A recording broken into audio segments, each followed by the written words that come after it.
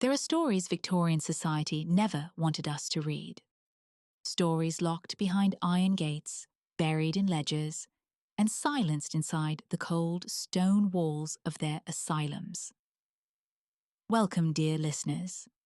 I am Lady S. Ashcroft, and tonight I invite you to step with me into the shadows of the Victorian asylums, the places where reform was promised and suffering was hidden.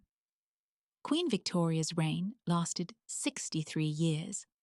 In that time, her empire spanned the globe, and so did the asylums built in her name. Grand edifices promising care and reform, that became chambers of unspeakable suffering. From the cobbled streets of London to the gaslit avenues of New York, from the English countryside to the furthest reaches of the empire, a dark revolution was taking place, one that those in power worked desperately to hide. Our story begins, as so many Victorian tales do, with the very best of polite intentions. In the early years of the 19th century, a movement was born, one that believed madness was not a curse from God, but an illness that could be healed. They called it moral treatment. The afflicted, they argued, should be treated not as animals, but as rational beings who had simply lost their way. And so, they built their temples of healing. Henwell Mental Asylum rose on the outskirts of London, a palace really, with sweeping grounds and elegant corridors. It set the standard. By 1845, Parliament itself decreed that physical restraints should be reduced, that monitoring and care should replace chains and cruelty. It was a beautiful dream, penned in reformers' journals and parliamentary acts. This vision of compassion spread across the Atlantic, throughout the British Empire, carried on ships and in the hearts of physicians who truly believed they could cure the human mind. But dreams, dear listener, have a way of rotting in the darkness. And the reality behind those grand facades, was far more terrible than anyone dared imagine. If you were to walk the streets of Victorian London and whisper the word Bedlam, every soul within earshot would know precisely what you meant. Chaos, madness, horror. But Bedlam was not merely a word, it was a place, and it had been standing since the year 1247. Bethlehem Hospital. That was its proper name. But over 6 centuries, it became something else entirely. A legend of suffering so profound that its very nickname entered the English language as a synonym for pandemonium itself. And here is what they do not tell you in the history books. For over a century, Bedlam was entertainment. Yes. For the price of a penny, any Londoner could purchase a ticket to wander the wards and gawk at the patients, displayed like creatures in a menagerie.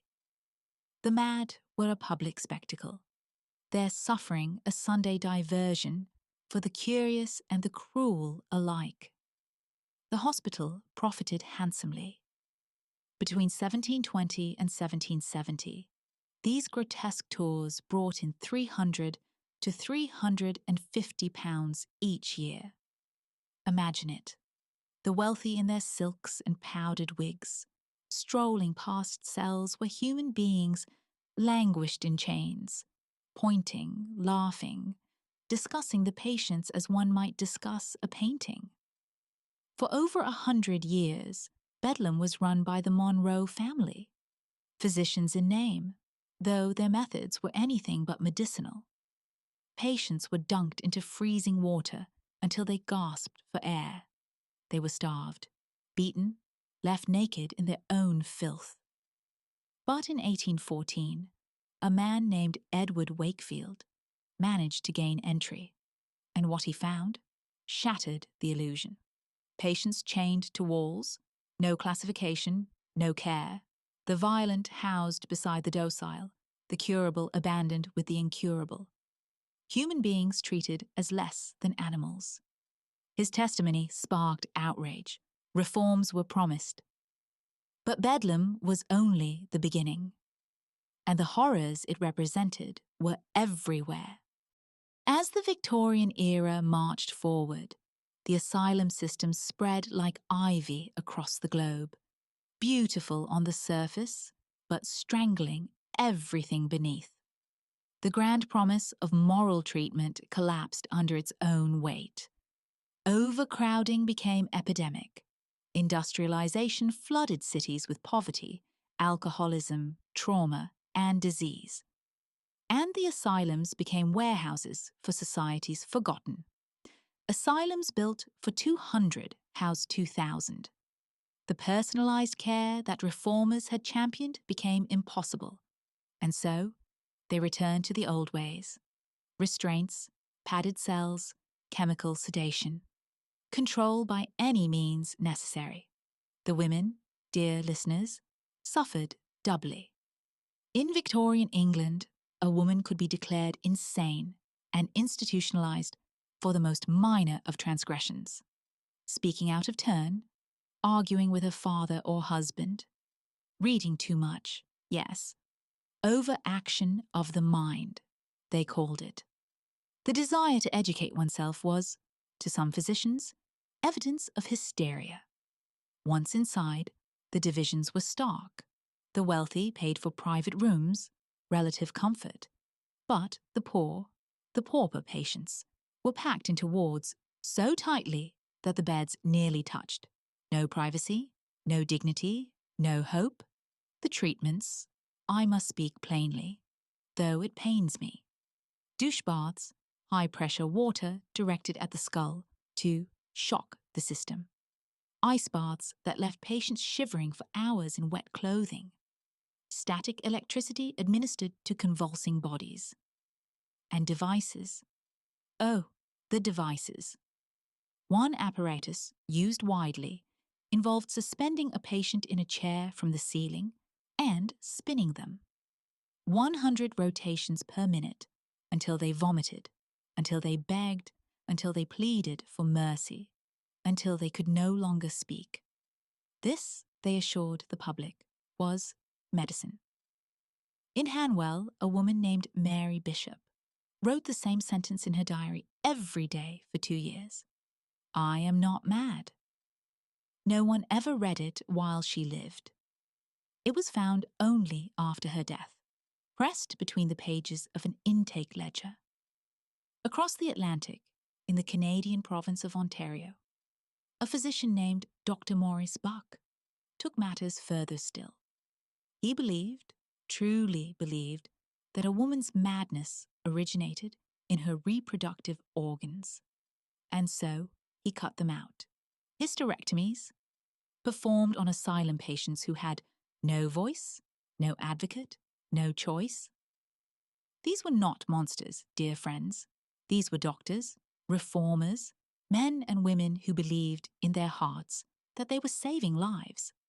That, perhaps, is the most haunting truth of all.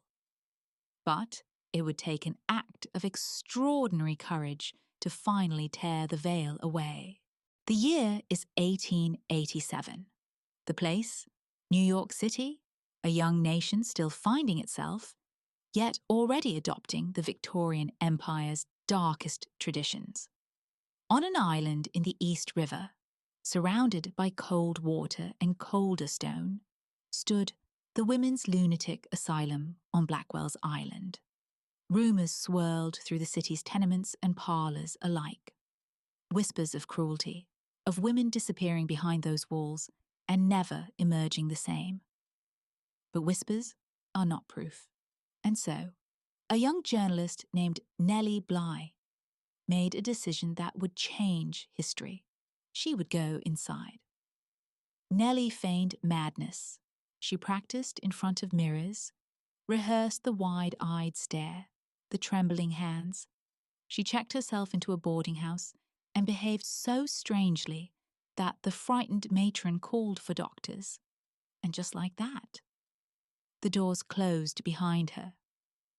Once inside, Nellie dropped her performance. She spoke rationally. She behaved normally. She waited for someone, anyone, to notice. No one did. Every ordinary action was recorded as a symptom. Every protest, further proof of her illness. The diagnosis, once written, became unshakable. What she witnessed in those 10 days would fill the pages of newspapers across the nation. Patients were forced into ice-cold baths and left in their soaking clothes for hours, shivering, begging, ignored. They were made to sit in absolute silence on hard wooden benches for 12 hours at a stretch. Not a word, not a movement. 12 hours. The food was spoiled, the nurses were cruel, and the doctors simply did not care. These were not patients. They were prisoners. And many, Nellie discovered, were not mad at all. Simply poor, immigrant, inconvenient. When Nellie emerged and her exposé was published, the city erupted. Her words, clear, unflinching, undeniable, forced the public to confront what they had chosen not to see. The budget for New York's Department of Public Charities increased from $1.5 million to over $2 million. $50,000 was earmarked specifically for Blackwell's island. Reforms followed: investigations, accountability, one woman, 10 days, and the courage to tell the truth. But for every Nellie Bly, there were thousands whose stories were buried, literally. When construction crews broke ground for London's Crossrail project in the 21st century, they found them.